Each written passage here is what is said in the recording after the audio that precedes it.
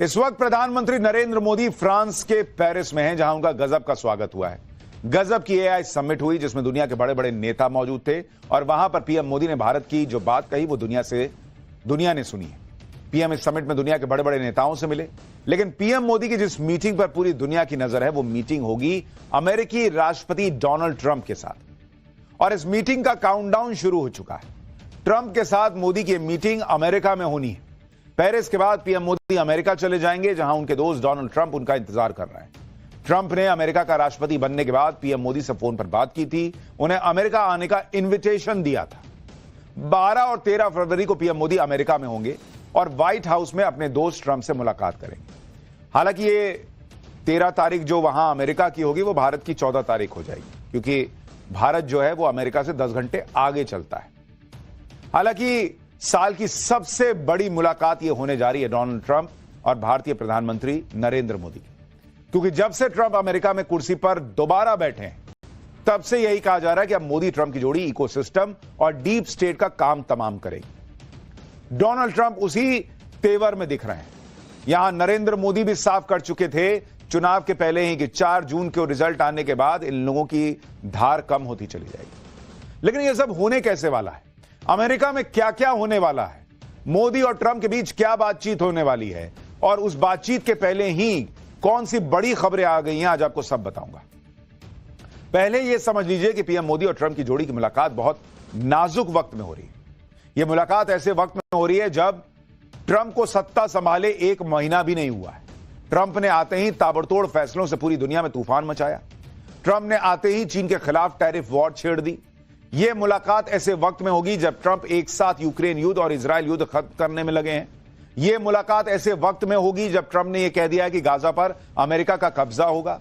यह मुलाकात ऐसे वक्त में होगी जब ट्रंप ने हमास को भी अल्टीमेटम दे दिया कि शनिवार तक इजरायल के सारे बंधकों को छोड़ दो, नहीं तो नरक मचा देगी। यह मुलाकात ऐसे वक्त में होगी जब बांग्लादेश में मोदी ट्रंप की मुलाकात से तनाव है। यह मुलाकात ऐसे वक्त में होगी जब अमेरिका में डीप स्टेट अपनी दुकान समेट रहा है। यह मुलाकात ऐसे वक्त में होगी जब ट्रंप कह चुके हैं कि वो भारत को ज्यादा हथियार और तेल बेचना चाहते हैं। यानी डोनाल्ड ट्रंप दूसरी बार सत्ता संभालते ही अपने देश को यह दिखाना चाहते हैं कि ट्रंप की वापसी से कैसे अमेरिका ग्रेट बनने वाला है। नरेंद्र मोदी तीसरी बार प्रधानमंत्री की कुर्सी पर बैठ चुके हैं और वो कैसे भारत की इकोनॉमी को ग्रेट बनाए हुए हैं यह दुनिया देख रही है। और इसलिए ट्रंप और मोदी की मुलाकात के बहुत मायने हैं। खासकर युद्ध को लेकर पीएम मोदी और ट्रंप की सोच एक जैसी। पीएम मोदी तो पहले ही कह चुके हैं कि यह युद्ध का दौर ही नहीं है भाई। ट्रंप भी यही चाहते हैं कि युद्ध खत्म करो, अमेरिका का युद्ध में पैसा लगाएगा। ट्रंप ये जानते हैं कि अगर उन्हें यूक्रेन युद्ध रुकवाना है तो उन्हें पीएम मोदी का साथ चाहिए ही होगा, क्योंकि पुतिन किसी पर भरोसा करते हैं तो भारत के प्रधानमंत्री नरेंद्र मोदी पर। पीएम मोदी और ट्रंप की मुलाकात में क्या क्या होने वाला है, किन मुद्दे पर बात होने वाली है, वो सब आगे बताऊंगा। कौन सी 2 बड़ी खबरें आ गई हैं इस मुलाकात के पहले, वो भी आज आपको बताऊंगा। डीप स्टेट क्यों पैनिक में है यह भी दिखाऊंगा। लेकिन पहले पीएम मोदी के फ्रांस दौरे की बात करता हूं। पीएम मोदी के फ्रांस दौरे की झलक देखिए, फिर बताता हूं फ्रांस में पीएम मोदी का ऐसा वीडियो आ गया जिसे देखकर यहां राहुल गांधी को भयंकर शॉक लगा होगा।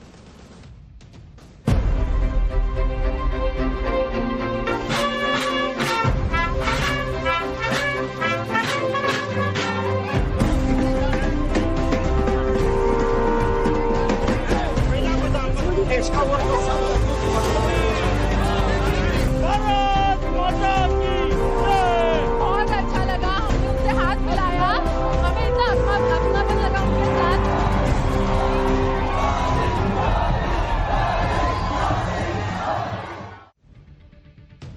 फ्रांस से पीएम मोदी को सीधे अमेरिका की यात्रा पर निकलना है। वहां पीएम मोदी का राष्ट्रपति डोनाल्ड ट्रंप से मिलने का कार्यक्रम। लेकिन वॉशिंगटन में मुलाकात से पहले ही पेरिस में पीएम मोदी ने ट्रंप के साथ होने वाली मुलाकात के लिए माहौल सेट कर दिया। अब आप ये तस्वीरें देखिए। फ्रांस के राष्ट्रपति मैक्रो ने जब राष्ट्रपति भवन में पीएम मोदी की अमेरिका के उपराष्ट्रपति जेडी वेंस से मुलाकात करवाई तो पीएम मोदी ने अमेरिकी चुनाव में ट्रंप की शानदार जीत के लिए उन्हें बधाई दी। ट्रंप की जीत को ग्रेट विक्ट्री बताया। जरा आप देखिए किस तरह का दोस्ताना माहौल है और कैसे पीएम मोदी ने बड़े कॉन्फिडेंस से कहा कि बहुत बढ़िया जीते हो भाई। सुनिए एक बार।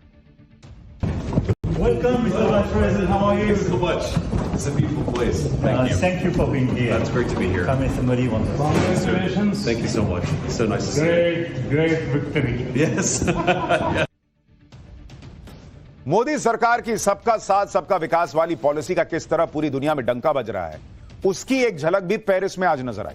एक तरफ राहुल गांधी अमेरिका जाते हैं तो सिखों पर उनके विवादित बयान की चर्चा होती है, दूसरी तरफ पीएम मोदी को देखिए। यह वीडियो उस वक्त का है जब पेरिस में पीएम मोदी भारतीय समुदाय के लोगों से मिल रहे थे। जैसे वो अमूमन जाते हैं तो पब्लिक आ ही जाती है पीएम मोदी को देखने के लिए, ऐसा उनका रौला है। तो इस बार भी लोग इकट्ठा थे। इसी दौरान कुछ सिख भी वहां पे सड़क के किनारे खड़े थे। इसमें एक बुजुर्ग सिख ने पीएम को रोककर कुछ कहा तो मोदी ने दोनों हाथ जोड़ लिए। एक बुजुर्ग सिख ने सिख गुरुओं के प्रकाश पर्व मनाने के लिए पीएम मोदी का आभार जताया। कहा कि वो देश के पहले प्रधानमंत्री हैं जो सभी धर्मों की बात करते हैं। राहुल गांधी कह रहे हैं कि यहां सिखों को जो है वो कड़ा पहनने और दूसरी चीजों की धार्मिक इजाजत होगी या नहीं होगी। आप सुनिए, वहां फ्रांस में रहने वाले बुजुर्ग सिख नरेंद्र मोदी से कह रहे हैं कि बॉस आप गजब ही किए हुए हैं, इतना सम्मान दे रहे हैं सिखों को। सुनिए। ज्यादा खुशी है जो आप हमारे सिख गुरुओं के जन्मदिन मना रहे हो, साहिबजादों के जन्मदिन मना रहे हो। पहला प्रधानमंत्री देश का हुआ जो सब धर्मों की बात करता है। वैसे कई बार लोग कहते भी हैं कि जो लोग अपनी धरती से दूर विदेश में जाके रह रहे हैं उन्हें इस बात की ज्यादा वैल्यू है कि बीते 10 साल में मोदी ने क्या बदल दिया है भारत में। जो लोग यहां रह रहे हैं वो कमियां ज्यादा निकालते हैं, ऐसा कई बार लोग बातचीत में बोलते हैं। पीएम मोदी खास तौर पर फ्रांस एआई यानी आर्टिफिशियल इंटेलिजेंस समिट में शामिल होने के लिए गए। पीएम मोदी इस समिट की सह अध्यक्षता कर रहे हैं और पीएम मोदी वो नेता हैं जो एआई यानी आर्टिफिशियल इंटेलिजेंस के महत्व को बहुत पहले से समझते रहे, उस पर जोर देते रहे। पीएम मोदी वो नेता हैं जो एआई को सिर्फ मानवता की भलाई के लिए इस्तेमाल होने पर जोर देते हैं और ग्लोबल लेवल पर इसके लिए कुछ नियम तय करने की बात हमेशा करते रहे ताकि इसका दुरुपयोग ना हो। पीएम मोदी ने एआई समिट में बताया कि कैसे भारत एआई की फील्ड में जबरदस्त काम कर रहा है। इसको सुनिए, फिर बताऊंगा कि क्या यह समिट चीन के डीप सीक को जवाब है। We are developing AI applications for public good. We have one of the world's largest AI talent pools. India is building its own large language model considering our diversity. India is ready to share its experience and expertise to ensure that AI future is for good and for all. प्रधानमंत्री मोदी जिस AI summit में शामिल हुए उसका मकसद सब लोगों तक सेफ एआई की पहुंच को सुनिश्चित करना है, यानी किसी एक देश का एकाधिकार ना हो आर्टिफिशियल इंटेलिजेंस पर। एआई के दायरे को बढ़ाना इस समिट का मकसद है और इस समिट में इको फ्रेंडली एआई पर जोर दिया गया। यह समिट ऐसे वक्त में हो रहा है जब एआई की फील्ड में चीन ने नया धमाका किया। चीन ने लो कॉस्ट और बहुत पावरफुल एआई डीप सीक को लॉन्च किया। दूसरी तरफ एआई के क्षेत्र में अमेरिकी कंपनियों का भी दबदबा है, यानी दुनिया में अमेरिका और चीन के बीच एआई की रेस लगातार बढ़ती जा रही है और उसमें चीन का घुसना यह भी दिखाता है कि चीन हर जगह तो कब्जा करना चाहता। तो नरेंद्र मोदी का इस समिट में शामिल होना चीन के उस एकाधिकार वाली सोच को भी तोड़ने जैसा है।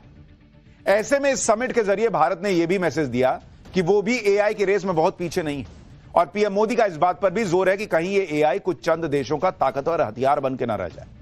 वो चाहते हैं कि इसमें किसी का विशेषाधिकार ना हो बल्कि ये मानवता की भलाई के लिए इस्तेमाल हो, ना कि हथियार की होड़ के तौर पर।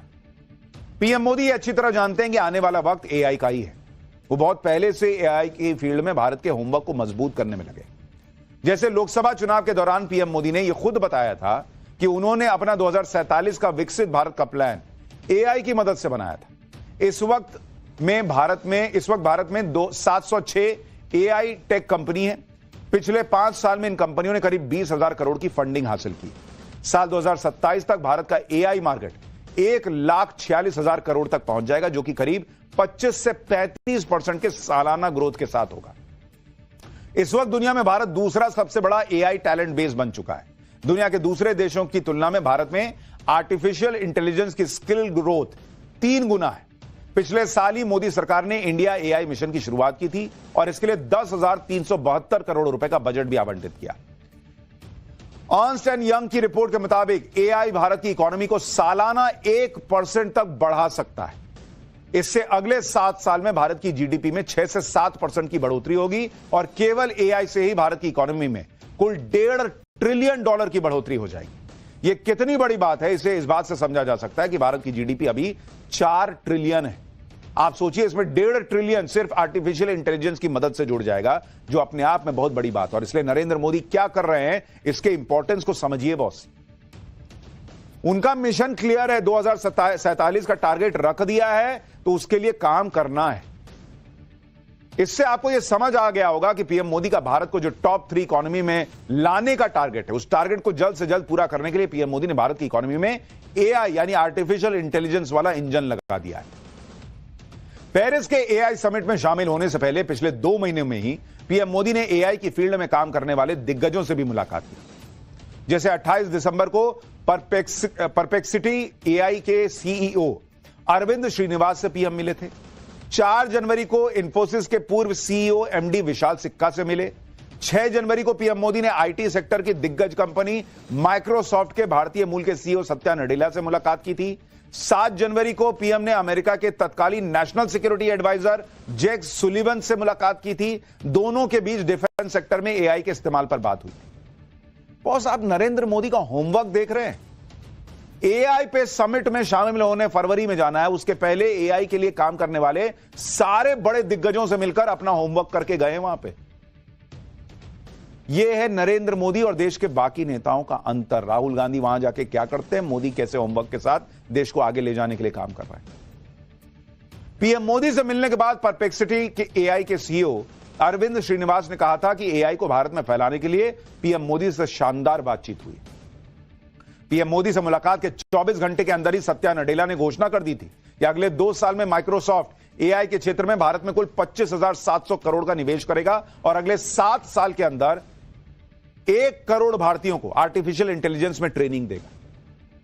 पीएम मोदी के विजन का लोहा भारत ही नहीं, पूरी दुनिया मानती है और पीएम मोदी एआई का फ्यूचर भांप चुके हैं।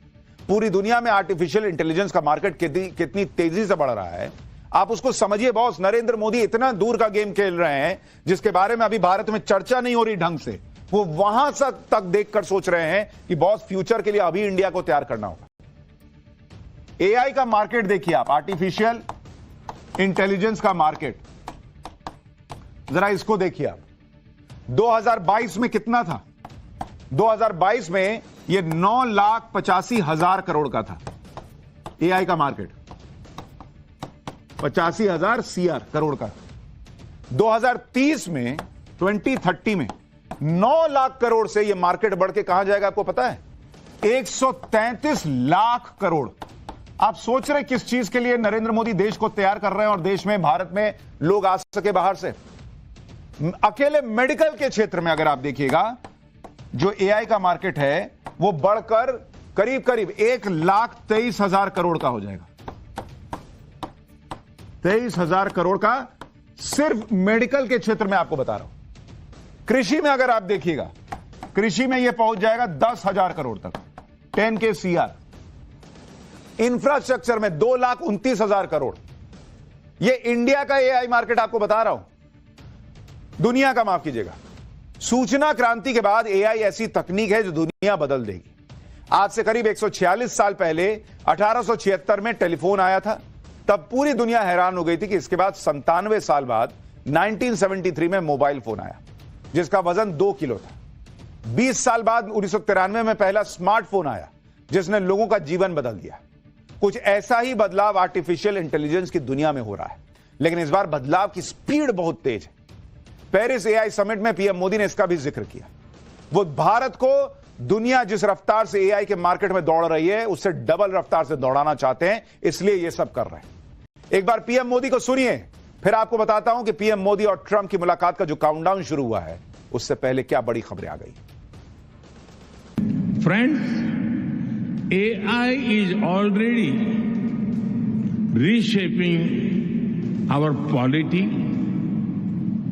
our economy, our security, and even our society. There is also a deep interdependence across borders. Therefore, there is a need for collective global efforts to establish governance and standards that uphold our shared values, address risks, and build trust.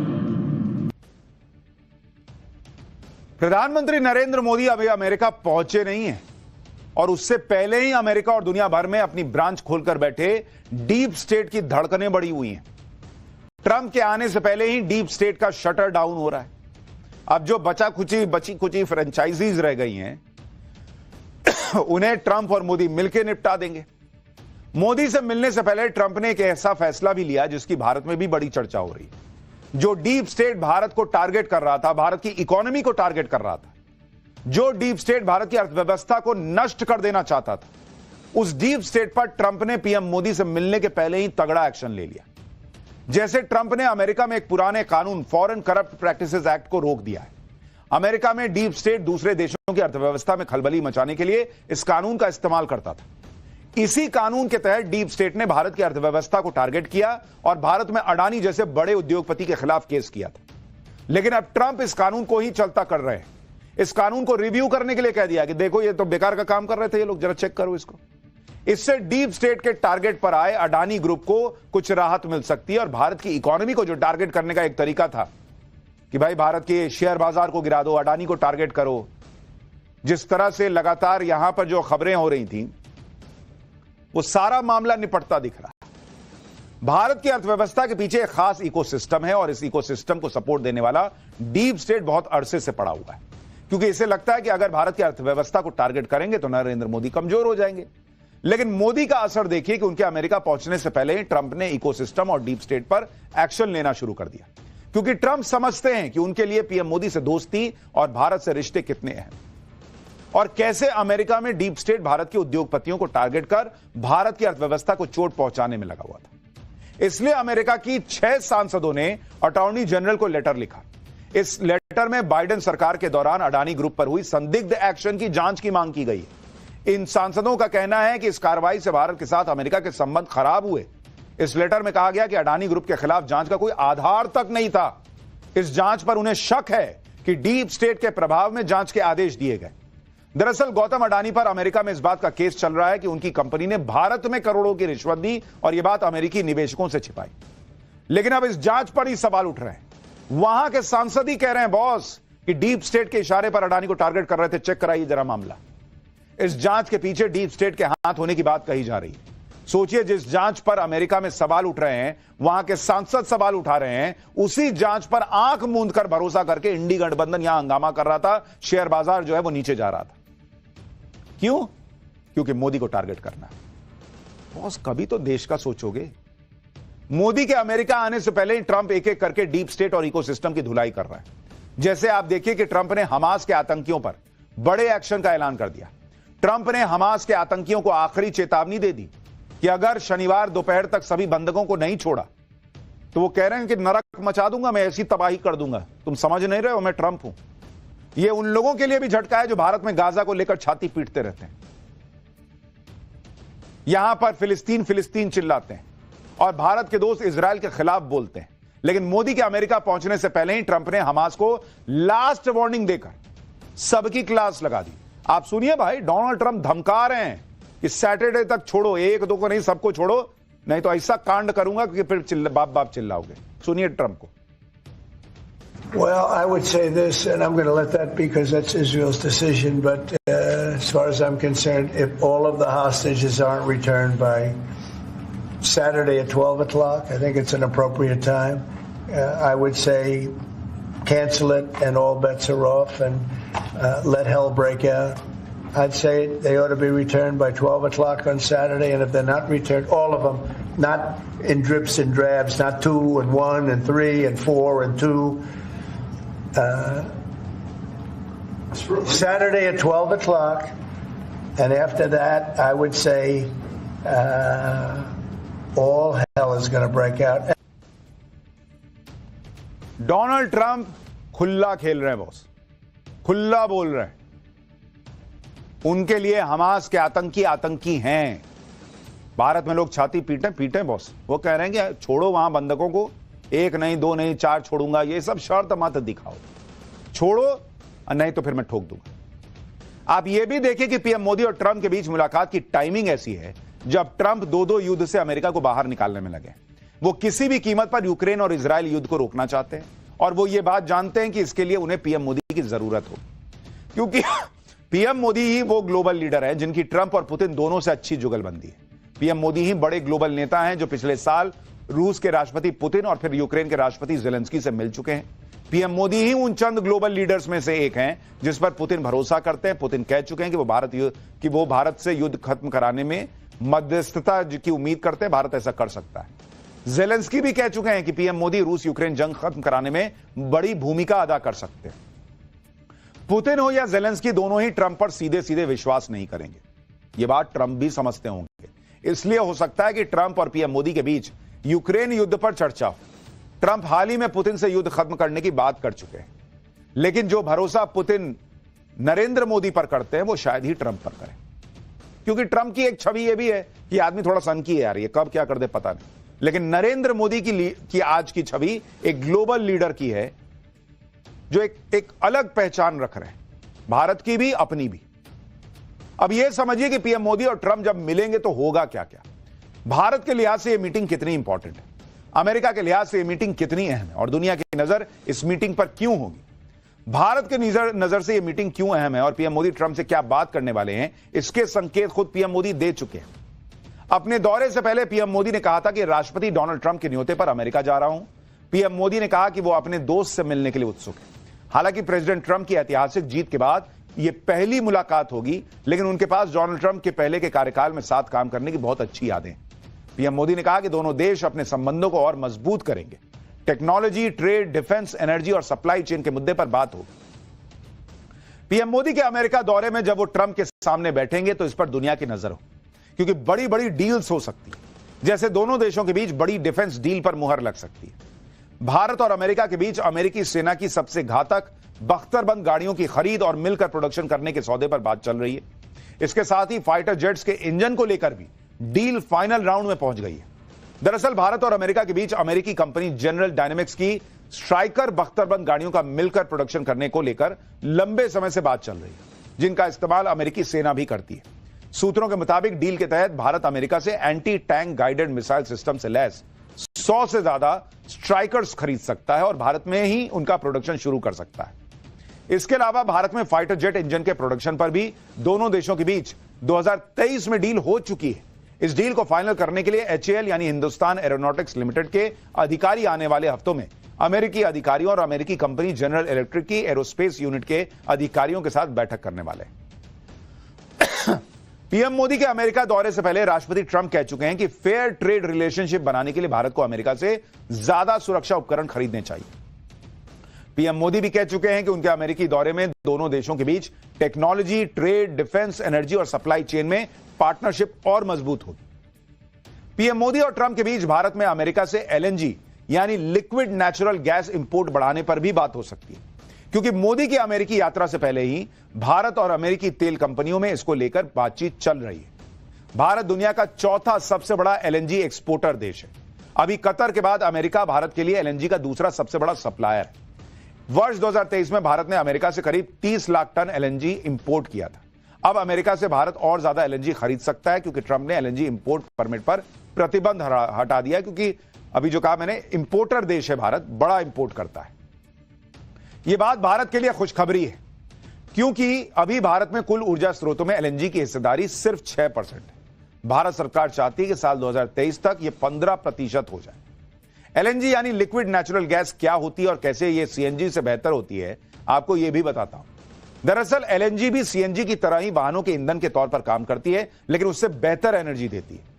LNG diesel के मुकाबले 30 से 40% तक सस्ती पड़ती है और LNG से carbon उत्सर्जन भी बहुत कम होता है। दुनिया के कई देशों में LNG का फ्यूल के तौर पर इस्तेमाल हो रहा है। कई देशों में तो इससे ट्रेन भी चलती है।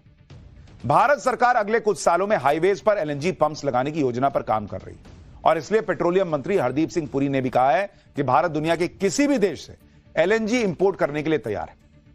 मोदी और ट्रंप की मुलाकात उस वक्त होने वाली है जब डोनाल्ड ट्रंप के टैरिफ वॉर की धमकियों से भी दुनिया सहमी।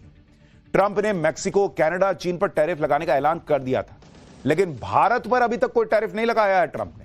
इस मामले में भारत को लेकर ट्रंप के स्टैंड पर अभी भी आशंकाएं हैं, जिस पर कई बातें ट्रंप और मोदी की मीटिंग के बाद क्लियर होंगी। जैसे ट्रंप ने स्टील और एल्यूमिनियम पर 25% टैरिफ लगा दिया, तो इससे भारत को नुकसान होगा, क्योंकि भारत से स्टील, एल्यूमिनियम अमेरिका भी खरीदता है। टैरिफ लगाने का मतलब यह है कि सामान का महंगा हो जाना और डिमांड का घट जाना, जिससे सप्लाई भी कम हो जाएगी और इससे भारत को नुकसान हो जाएगा। ट्रंप इस बात पर जोर दे रहे हैं कि अमेरिका से जो भी सामान बाहर के देशों में जा रहा है, वहां पर उस सामान पर लगने वाला टैक्स कम, जिससे अमेरिका का सामान वहां ज्यादा बिके। ट्रंप चाहते हैं कि अमेरिका का दूसरे देशों के साथ ट्रेड में बैलेंस बने। जैसे भारत को अमेरिका करीब $73 बिलियन का सामान बेचता है, लेकिन भारत से करीब $119 बिलियन का सामान खरीदता है।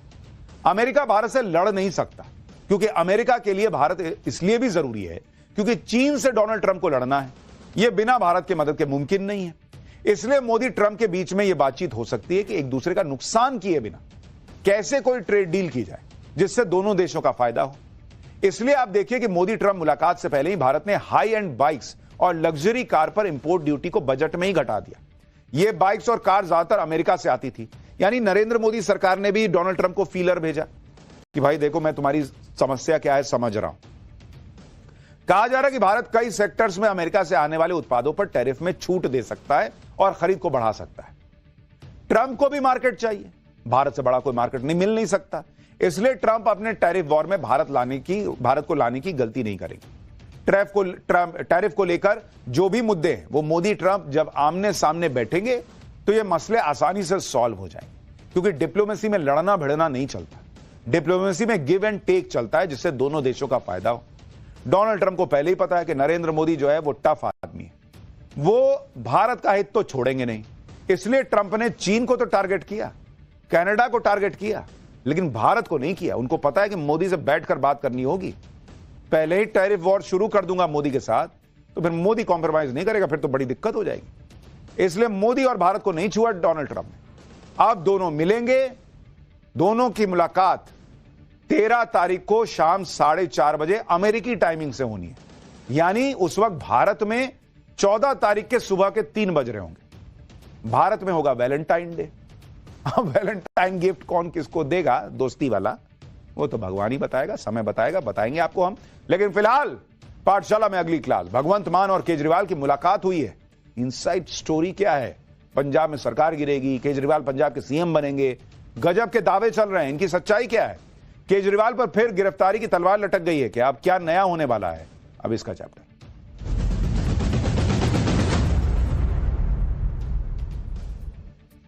एक वक्त था जब अरविंद केजरीवाल कहा करते थे कि नरेंद्र मोदी इस जन्म में तो उन्हें नहीं हरा पाएंगे, लेकिन केजरीवाल की जिंदगी में ऐसा तूफान आ गया कि न सिर्फ नरेंद्र मोदी ने उन्हें हरा दिया, बल्कि आज की डेट में केजरीवाल ऐसी ऐसी मुसीबतों से घिर गए हैं जिससे निकलना हर किसी के बस की बात नहीं।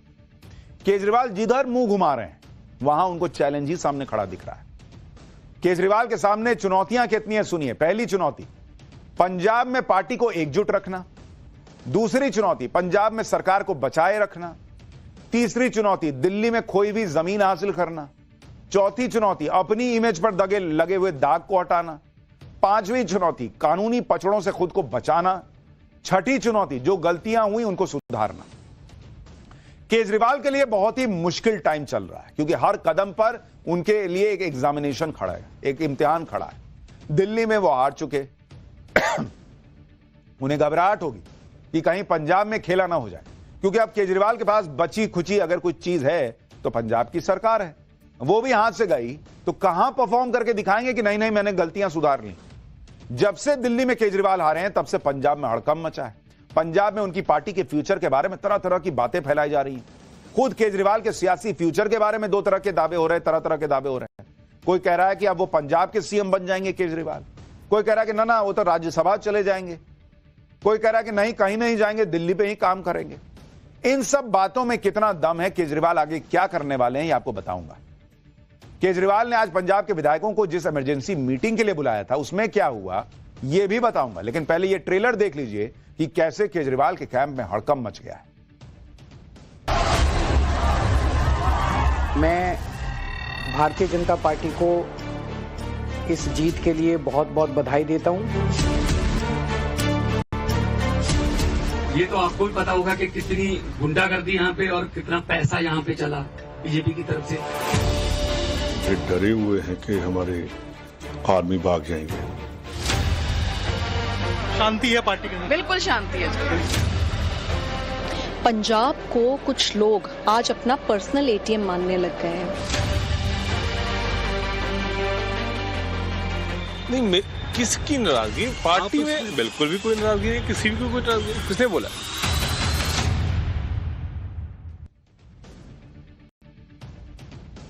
दिल्ली में हार के बाद केजरीवाल के सामने सबसे पहली चुनौती पंजाब की है। पंजाब में आम आदमी पार्टी की सरकार पहले से ही परेशानी में घिरी दिख रही है क्योंकि कांग्रेस ने पंजाब में भगवंत मान को लेकर बड़े बड़े दावे करने शुरू कर दिए। इसी को देखते हुए केजरीवाल ने फौरन पंजाब पर फोकस किया और पूरी पंजाब सरकार को ही दिल्ली बुला लिया। पंजाब में आम आदमी पार्टी के 93 विधायक, सभी को केजरीवाल ने दिल्ली बुलाया। अच्छा, कुछ लोग कहेंगे कि 93 लोग को बुलाने से अच्छा था केजरीवाल खुद उठ के पंजाब चले जाते, एक आदमी को जाना था। 93 को क्यों बुलाए? 93 को इसलिए बुलाए ताकि यह दिखे कि केजरीवाल का दबदबा अभी भी चल रहा है पार्टी। 93 के 93 केजरीवाल के बोलने पर उठ के आ रहे हैं। केजरीवाल उठ के चले जाते तो माहौल बनता कि अरे केजरीवाल गए, पता नहीं कितने विधायक उनके साथ हैं। आज की डेट में माहौल यह है कि 93 को बुलाया, देखो 93 के 93 आया। दिल्ली के कपूरथला हाउस में केजरीवाल ने सभी के साथ एक बैठक की। कपूरथला हाउस दिल्ली में पंजाब के सीएम का सरकारी आवास है। यहीं पर केजरीवाल ने पंजाब के सीएम भगवंत मान के साथ भी बैठक की। बैठक में दिल्ली के चुनाव को लेकर चर्चा हुई, पंजाब के हालात को लेकर मंथन हुआ। विधायकों ने भी कहा जा रहा है कि अपनी बात कही। इस बैठक में अरविंद केजरीवाल, भगवंत मान के साथ राघव चड्ढा भी थे। आपको सुनाते हैं कि पंजाब के विधायकों और मंत्रियों ने बैठक को लेकर क्या कहा, वो सुनिए, फिर अंदर की बात बताऊंगा। किसी के साथ कोई नाराजगी नहीं है, सारी पार्टी जो है एक मुठ है। सभी विधायक जो हमारे राष्ट्रीय प्रधान हैं अरविंद केजरीवाल जी, उनकी जो नीचे सभी की एक तरह एक टीम बन के हम चल रहे हैं और कैसे और आने वाले जो इलेक्शन है उसमें कैसे चलना है, बस इसी के रिगार्डिंग मीटिंग है। केजरीवाल साहब हमें बुलाते रहते हैं या पंजाब में आते हैं और पार्टी की मीटिंग्स होती रहती हैं, इसमें कोई बड़ी बात नहीं है। और हर बार केजरीवाल साहब का ये मैसेज होता है कि हमने इकट्ठे मिलकर काम करना है। पंजाब में आम आदमी पार्टी की सरकार को लेकर विपक्ष लगातार हमले कर रहा है। दिल्ली के नतीजों के फौरन बाद ही पंजाब को लेकर बयानों का दौर शुरू हो गया था। कई तरह की अटकलें लगने लगी। खासतौर पर पंजाब के सीएम भगवंत मान को लेकर सूत्रों के हवाले से दावे होने लगे कि कई विधायक भगवंत मान से खुश नहीं हैं। करीब 18 विधायक भगवंत मान से नाराज बताए जा रहे हैं। भगवंत मान की कार्यशैली से ये लोग नाराज है कहा जाने लगा। सभी ने केजरीवाल को फीडबैक दिया है, यह भी कहा गया। आज की बैठक में इन सारी बातों को लेकर भी चर्चा हुई होगी। हालांकि पंजाब के सारे विधायक और नेता तो यह कह रहे हैं कि पार्टी में कोई नाराजगी नहीं है। खुद भगवंत मान ने कहा कि बैठक में पंजाब को देश का सबसे बेस्ट राज्य बनाने पर बात हुई है। एक बार भगवंत मान को भी सुनिए। आज भी दिल्ली के लोग हमें यही कहते हैं कि ऐसे काम पहले 75 साल में हमने कभी सुने नहीं, ना ही देखे हैं, जितने आम आदमी पार्टी ने दिल्ली में किया। बाकी हार जीत चलती रहती है, वो ऐसी कोई बात नहीं है। आज सब हम इकट्ठे मिलके, आज सारी पूरी हमारी दिल्ली की टीम भी सारी यहाँ पे थी, तो यही एक तहैया किया है कि हम पंजाब को 2 साल पड़े अभी, पंजाब को एक ऐसा मॉडल बना देंगे कि उसको पूरे देश को दिखाएंगे। यानी भगवंत मान ये मान रहे हैं कि पिछले 3 साल में तो वो पंजाब को ऐसा मॉडल नहीं बना पाए जो देश को दिखाए। अब 2 साल में करना है क्योंकि दिल्ली हाथ से चली गई। दरअसल पंजाब में नेता प्रतिपक्ष कांग्रेस के प्रताप सिंह बाजवा हैं। उन्होंने एक बयान दिया था जिसके बाद आम आदमी पार्टी में हलचल तेज हो गई और केजरीवाल भी एक्टिव हो गए। दिल्ली के नतीजों के बाद ही प्रताप सिंह बाजवा ने कहा था कि आम आदमी पार्टी में कभी भी फूट हो सकती है। आपके 30 विधायक कांग्रेस के संपर्क में हैं। खुद भगवंत मान केंद्रीय गृह मंत्रालय के संपर्क में। अब इस बयान पर में कितनी सच्चाई है ये तो प्रताप सिंह बाजवा ही बता सकते हैं, लेकिन इसने केजरीवाल की भी नींद जरूर उड़ा दी होगी। दिल्ली में हार के बाद अगर पंजाब में कुछ होता है तो वो आम आदमी पार्टी के लिए खतरे की घंटी होगा। हालांकि भगवंत मान कह रहे हैं कि ऐसी कोई बात नहीं है। सुनिए कांग्रेस के आरोप पर भगवंत मान का जवाब, फिर बताता हूं कि केजरीवाल क्या करने वाले हैं। ये डरे हुए हैं कि हमारे आदमी भाग जाएंगे। जो पार्टी हर बार यही कहती है कि हमारे आदमियों को 20 करोड़ 50 करोड़ 15 करोड़ में खरीद रहे हैं, एफआईआर कराने की बजाय एफआईआर नहीं कराते तो ये बोलते हैं। तो जो वहां से भागकर आ रहे हैं, आज चीफ मिनिस्टर कैबिनेट की मीटिंग भी कर सकते थे। तो ये देखिए अलग अलग जो पार्टियां उनको इनके एमएलए कांटेक्ट कर रहे हैं। प्रताप भाजपा पिछले 2.25 साल से यही कह रहे हैं, तो उनको कहने दो, उनके पास है नहीं। उनको बोलो जी हमारे विधायकों की बात गिनती मत करो, अपने गिन लो दिल्ली में कितने हैं तीसरी बार। तो मतलब वो तो कहते रहते हैं, पहले भी कहते थे 40 आ रहे हैं 20 आ रहे हैं, ये इनकी फितरत है, कहने दो। यानी भगवंत मान तो कह रहे हैं कि भैया वो तो बोलते हैं, उनका क्या है, बोलने दो, हमारे सारे विधायक इंटैक्ट। अब केजरीवाल के सामने चुनौती है कि वो पंजाब में अगर कुछ गड़बड़ है भी, जिसको तो भगवंत मान तो डिनाई कर रहे हैं, तो अगर है कोई गड़बड़ी तो उसे ठीक करें, और अगर सब ठीक है तो पार्टी को और संगठित करें। आज पंजाब के नेताओं के साथ बैठक में केजरीवाल ने कहा कि पंजाब सरकार के काम पर लोगों की नजर है, अगर काम नहीं होगा तो दिक्कत होगी। अगर कोई अधिकारी बात नहीं सुन रहा है तो विधायक सीधे उनसे कांटेक्ट कर सकते हैं।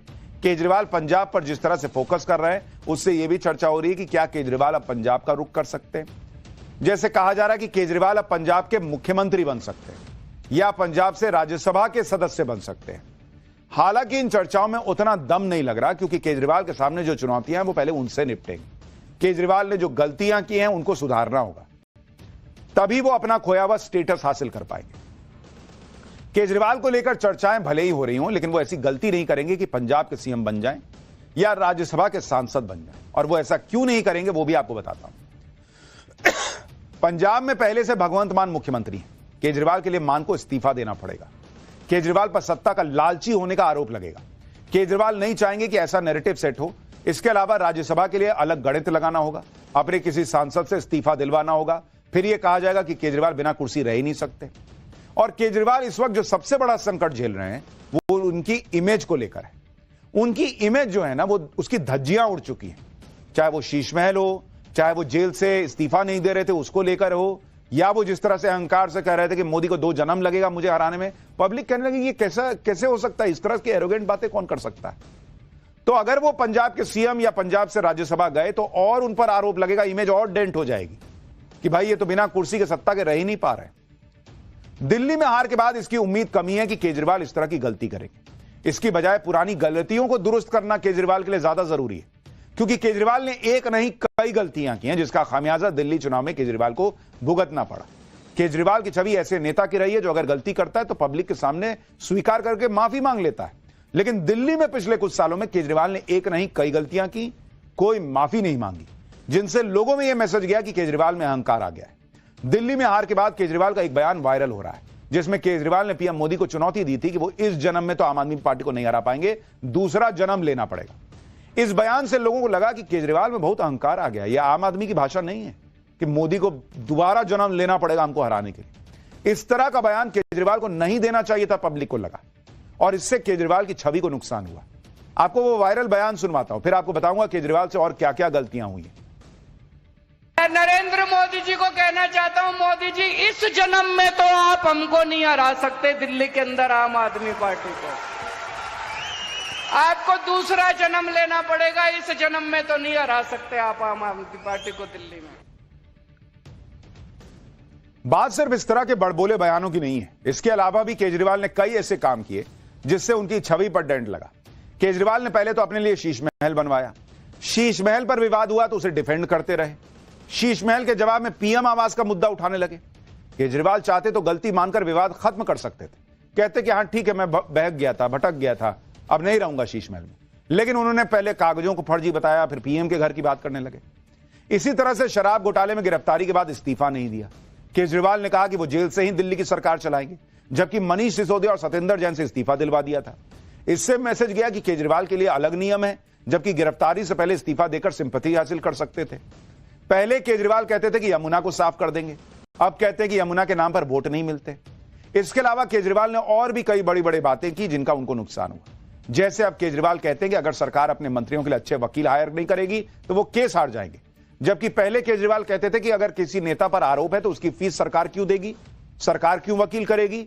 सुनिए पहले केजरीवाल ने क्या कहा था, फिर अब महाकुंभ का चैप्टर भी खोलना है। इस कानून में लिखा है कि अगर कोई भ्रष्टाचार करेगा तो सरकार उस भ्रष्टाचारी को कोर्ट में अपना मुकदमा लड़ने के लिए फ्री में वकील देगी। आजादी के बाद पहली बार यह कानून आया। सरकार के मन में कितनी दया है इन भ्रष्टाचारियों के लिए कि तकलीफ ना हो जाए इनको। सबने भ्रष्टाचार कर रखा है इन्होंने। तो अब राजा को सरकार फ्री में वकील देगी, कलमाडी को सरकार, बेचारा आम आदमी तो दुखी होता रहता है, वो तो हाईकोर्ट जा नहीं सकता, उसके पास तो वकील नहीं होता, जेब में पैसा नहीं होता। इन भ्रष्टाचारियों को सरकार फ्री में वकील देगी। तब केजरीवाल को लोगों के पैसे की चिंता थी। आज जब उन पर भ्रष्टाचार के आरोप लगे तो अभिषेक मनु सिंह भी वकील कर लिया। उनके करोड़ों की फीस जो है वो सरकार दे रही थी। पब्लिक पूछ रही है कौन से केजरीवाल है भाई। तो केजरीवाल को पहले अपनी छवि पर जो डेंट हुआ है उसको रिपेयर करना होगा। खैर, पाठशाला में बग लिखा। सीएम योगी ने रातों रात ऐसा क्या किया कि महाकुंभ का महाजाम खुल गया। महाकुंभ में सनातनियों के कष्ट की वजह बने अफसरों के साथ सीएम योगी ने क्या किया। महाकुंभ में अब जाने का प्लान बना सकते हैं या नहीं, ग्राउंड रिपोर्ट क्या कह रही है, यह चैप्टर देखिए, समझ में आ जाएगा।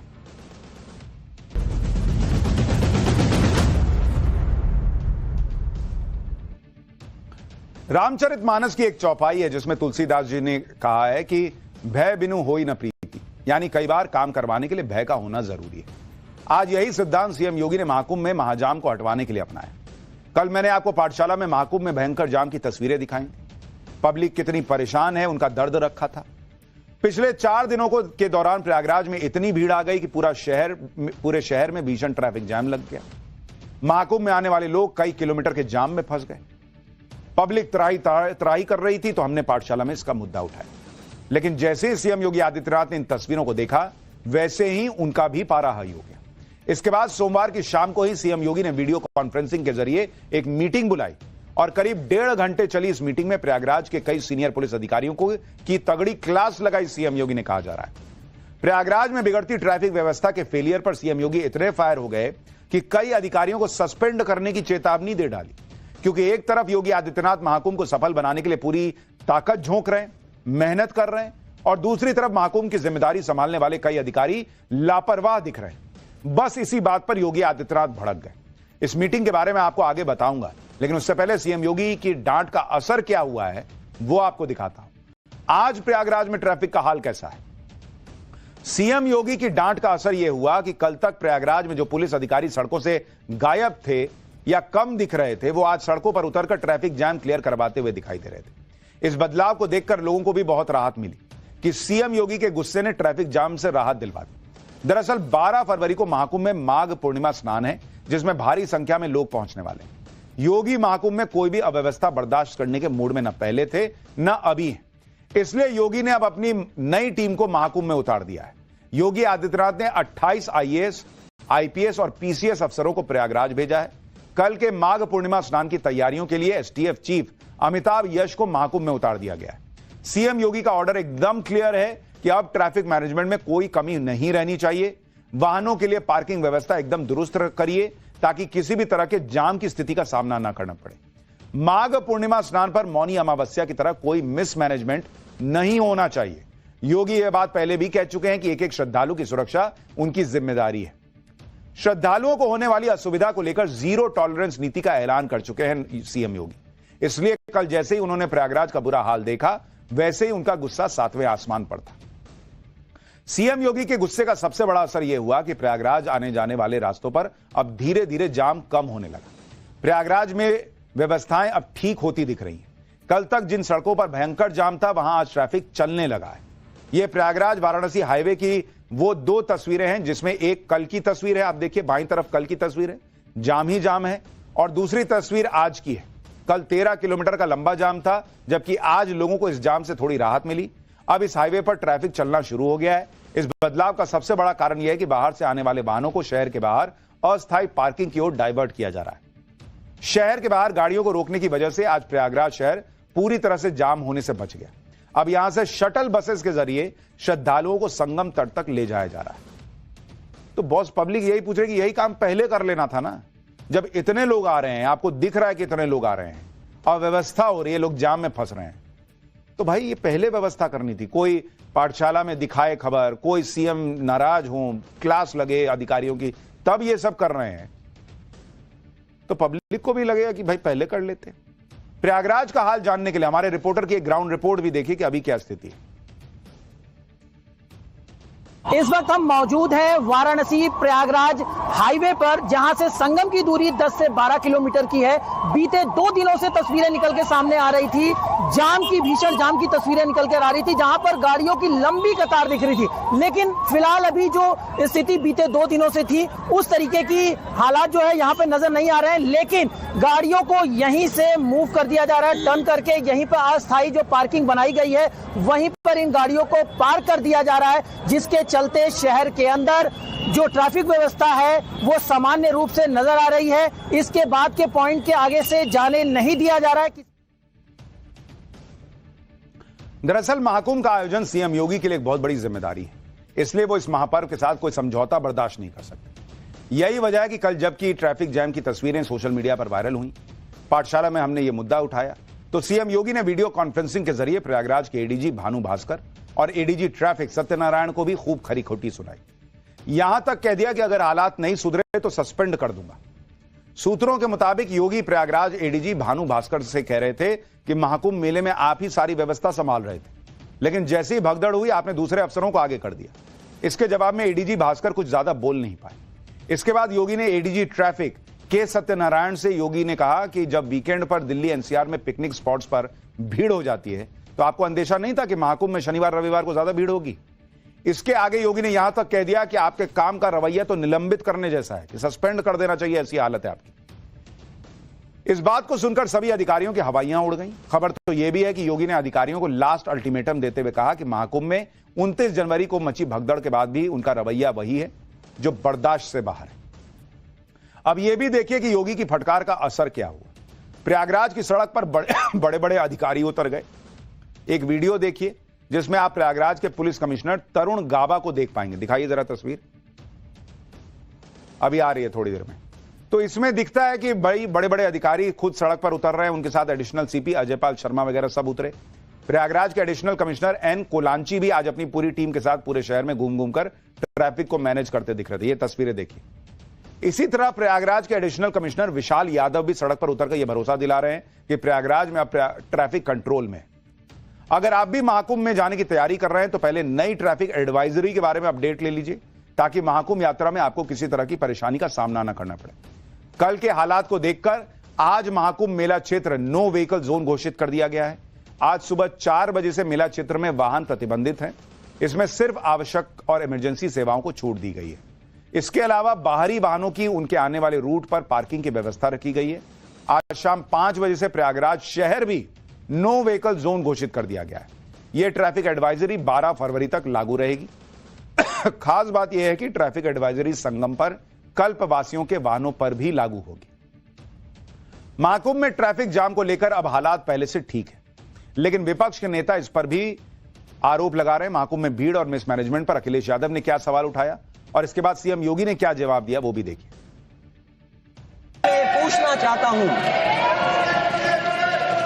जिस स्नान के लिए प्रधानमंत्री गए हो, देश के राष्ट्रपति गए हो, उपराष्ट्रपति गए हो, मंत्री गए हो, क्या यही विकसित भारत की तस्वीर होगी जिसमें आप ट्रैफिक मैनेज नहीं कर पा रहे हैं? आप हर शहर में यह कहा गया कि कोई शहर से निकले नहीं, सब के सब वहीं पर रुक जाएं, आगे नहीं जा सकते, दर्शन नहीं कर सकते।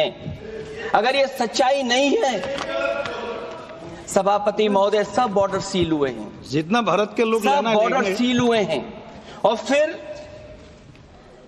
चांद पर पहुंचने का क्या फायदा जब जमीन की समस्याएं न दिखती हों आपको? जमीन की समस्याएं न दिखती हों। और सभापति महोदय, मैं सरकार से जानना चाहता हूं, वो ड्रोन कहां हैं? वो जो डिजिटल इंडिया की बात कही गई थी, वो कहां है? कुंभ में तो हर व्यक्ति आएगा, वहां तो किसी के साथ कोई भेदभाव नहीं है। न जाति का भेद है, न पंथ का भेद है, न क्षेत्र का भेद है, न भाषा का भेद है। पूरा देश आ रहा है और 29 दिन में 45 करोड़ श्रद्धालु अब तक वहां स्नान कर चुका है। ये नकारात्मकता फैलाने वाले वही लोग हैं जिन्होंने जीवन भर बीबीआईपी ट्रीटमेंट लिया है, सरकार की बीबीआईपी सुविधाओं का उपभोग किया है और किया ही नहीं, आने वाली पीढ़ी के लिए भी एक रास्ता खोलने का प्रयास किया था उन्होंने कि वे तो ले ही ले, लेकिन उनकी आने वाली पीढ़ी भी इस सुविधा का उपभोग करे जैसे देश उनका बपोती हो। यानी आरोप प्रत्यारोप का दौर भी चल रहा है, लेकिन इतना सब होने के बाद भी महाकुंभ में स्नान करने के लिए लोगों में के उत्साह में कमी नहीं आई है। आज देश के दिग्गज बिजनेसमैन मुकेश अंबानी अपने परिवार के साथ महाकुंभ पहुंचे। खास बात यह है कि मुकेश अंबानी अपने परिवार की 4 पीढ़ियों के साथ महाकुंभ पहुंचे थे। आप तस्वीरें देखिए, मां कोकिला बेन थी, बेटे बहू आकाश और श्लोका और अनंतर और राधिका भी थे। मुकेश अंबानी खुद भी थे। पोता पोती पृथ्वी और वेदा को भी लेकर प्रयागराज पहुंचे, जहां उन्होंने अरैल घाट पर पवित्र स्नान किया और संगम में डुबकी लगाई। फिर मां गंगा की पूजा अर्चना की। तो ये तस्वीरें आ रही हैं जिसमें आप देखिए पूरा अंबानी परिवार पहुंचा हुआ है और वहां पर संगम में स्नान कर रहा है। देखिए एक चीज तो है, इस बार कम से कम आपको यह मानना पड़ेगा कि जिस तरह से संगम में स्नान के लिए सनातनियों की भीड़ पहुंची और सनातनियों का सैलाब आया, उसको लेकर यह कहना कि भाई व्यवस्था बिल्कुल नहीं थी, यह भी आप नहीं कह सकते। कई साधु संत कह रहे हैं कि भाई 30 दिन में 3000 वीआईपी भी नहीं आए होंगे। ऐसा नहीं है कि रोज सारे खाली वीआईपी आ रहे और उनके लिए व्यवस्था है। लेकिन दूसरी तरफ आप ये भी देखिए कि भाई जब इतने लोग आ रहे हैं और कुछ भी अगर मिसमैनेज हो रहा है, भले ठीक है आप कहिए कि इतने लोगों के लिए नहीं सोचा, इतनी तैयारी नहीं की, इतने लोग आ जाएंगे नहीं सोचा, यही तो सोचना था। और अगर नहीं सोचा, भाई मुख्यमंत्री कह रहे हैं हमने पूरा प्रयास किया, हमने पूरी तैयारी की, लेकिन अधिकारी क्यों लेट डाउन कर रहे हैं, इसको लेकर भी सवाल खड़ा होता है कि भाई ये क्या हो रहा है और क्यों हो रहा है।